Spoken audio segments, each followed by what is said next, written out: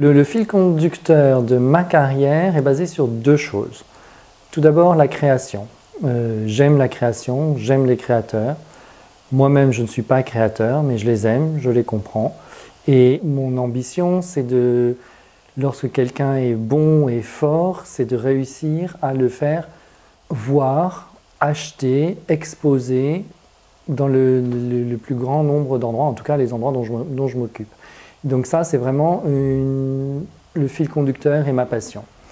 La deuxième chose qui est le fil conducteur et auquel je tiens beaucoup, c'est une vision globale, c'est-à-dire véritablement internationale, parce que lorsque l'on parle de création ou de luxe, je ne crois pas que les choses se limitent à un pays ou à un autre, c'est plutôt une certaine population qui voyage, qui bouge, qui est dans tous les pays du monde. Il y a des gens qui sont attirés et qui peuvent se permettre aussi d'acheter du luxe. D'avoir une vision globale, et ce qui est vraiment fascinant, c'est de voir que les gens en fait ont les mêmes aspirations pour la qualité, pour le beau, mais c'est leur vision du beau, c'est quels sont les ressorts qui les font réagir, quelles sont les pièces qu'ils vont considérer intéressantes ou pas. Et ça varie énormément dans les différents pays. Donc une même collection va s'adapter différemment lorsqu'elle est en Chine, au Moyen-Orient, aux États-Unis ou même en Europe. Et ça m'intéresse beaucoup de voguer sur ces différences-là.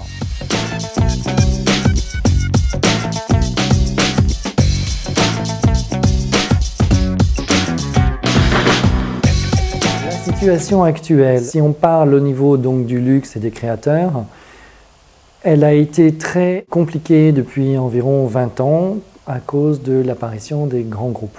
Les grands groupes tels LVMH, Kering, Richemont, etc. qui ont beaucoup monopolisé de choses, que ce soit la production, que ce soit l'approvisionnement des matières, que ce soit la distribution, que ce soit la communication, en investissant énormément dans la publicité, c'est-à-dire que ce soit dans les emplacements des boutiques, ils ont tous les meilleurs. Donc quand on est une jeune marque, un jeune créateur qui arrive, la première marche est vraiment très élevée. Donc il faut qu'ils aient déjà les épaules solides et qu'ils puissent avancer. On demande maintenant aux créateurs beaucoup, ils doivent être chefs d'entreprise, gestionnaires, créateurs et tout à un excellent niveau commercial, tout à un excellent niveau. Donc c'est vraiment difficile. Avant, dans les années 80, c'est vrai que 80 et début des années 90, un créateur pouvait arriver, s'exprimer, faire des erreurs et puis on l'achetait dans les boutiques multimarques et puis il grandissait, il s'installait et puis il devenait une vraie marque. Aujourd'hui, les boutiques multimarques, il y en a de moins en moins, il y a de plus en plus de monomarques et le créateur, encore une fois, sa première marche est très élevée, donc c'est un petit peu compliqué. Par contre, on s'aperçoit depuis quelques temps que les choses sont en train de changer, à savoir que les clients ont déjà acheté beaucoup les marques et puis ils aimeraient bien avoir quelque chose d'un peu différent, un peu nouveau. Donc il y a une réouverture pour la création, une réouverture pour les choses un petit peu plus pointues, on va dire, qui sont moins marketées par les grandes marques. Donc, en fait, c'est comme une espèce de serpent de mer. Un jour, c'est plus les marques et les logos. Un autre jour, c'est plus la création. On a eu beaucoup les marques et les logos. Maintenant, on revient peut-être un peu plus vers la création. Et j'en veux pour preuve Balenciaga qui a vraiment compris en embauchant le créateur de la ligne vêtements ou alors toujours avec Kering lorsqu'ils embauchent chez Gucci donc l'assistant précédent, j'ai oublié son nom, qui fait quelque chose de vraiment super créatif et super fort. Un grand groupe a compris que parie sur la création et ça devient intéressant et je pense que c'est aussi la chance maintenant pour les jeunes créateurs de pouvoir s'exprimer encore.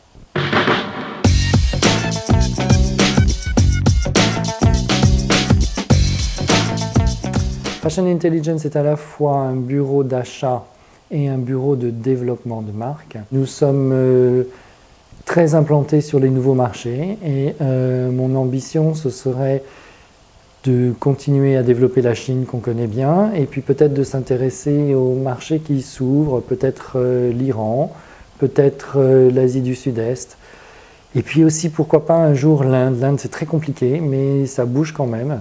Et voilà, moi c'est ces marchés-là qui m'intéressent, ces marchés dits émergents, mais ces marchés qui sont très curieux, où les choses c'est vraiment des sables mouvants, un jour ça marche pas, on a du mal à les comprendre, mais en même temps c'est vraiment intéressant de s'intéresser sur leurs ambitions nouvelles, leurs envies nouvelles, leur ouverture un petit peu sur la mode et la création et comment eux vont les interpréter et les arranger à leur manière.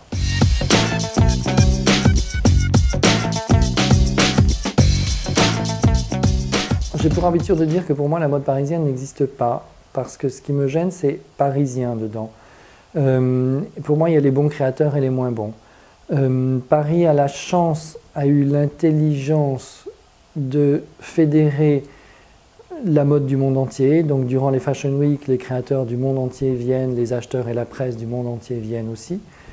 Et ce qui est à mon avis très important, c'est de voir qui sont les bons. Donc il peut y avoir des bons partout et il peut y avoir des mauvais partout. L'intérêt c'est de garder les bons et c'est avec cela qu'on veut avancer. Après, quelle est la définition d'un bon? Là, le débat est ouvert.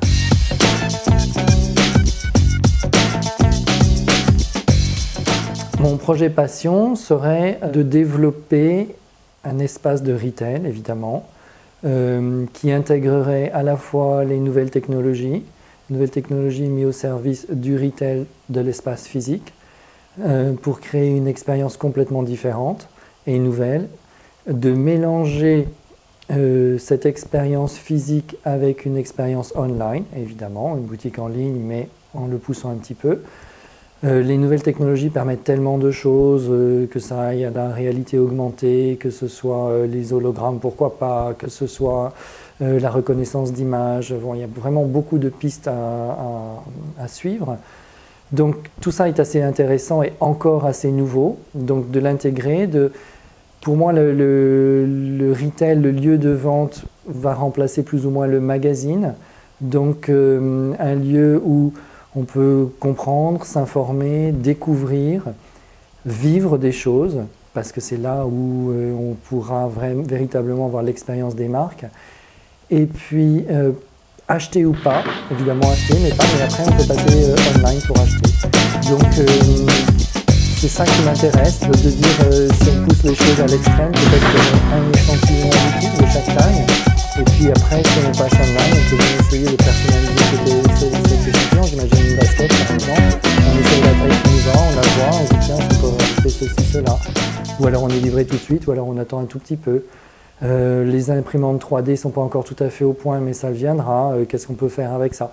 Voilà, donc c'est mon projet idéal, ce serait toujours dans le retail, toujours avec la création, mais comment inclure la technologie pour donner une expérience de plus en plus forte et la décliner sur les réseaux sociaux, sur le online.